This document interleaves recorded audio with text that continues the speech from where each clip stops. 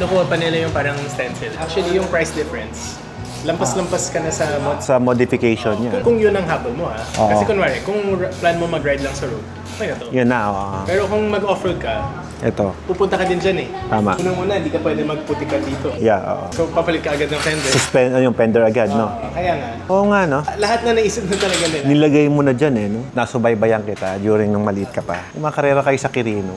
Ang tutulin nyo, di ba? Yun yung nangangarap pa lang ako na si Saysay. Kalit pa lang, 2 years old pa lang si Saysay noon, Pinapanood na namin kayo ni Troy, Yung family niya talaga yung na-inspired din kami. Nag-offroad lang kami, lately lang, 2012 yata yun, Kailan ka ba nag-stop ng offroad? 2012. Nung nag-stop ka, pumasok kami. Kaya hindi tayo nag-upload. Oo. Galing pa magpawili ni dad mo nun sa Quirino. Excite ako, Swerte ka nga, ganda ng build mo. Nasa loob pa no? Sa Oh, aircon. chipin mo si dad mo dito pinabuo. Grabe, bro.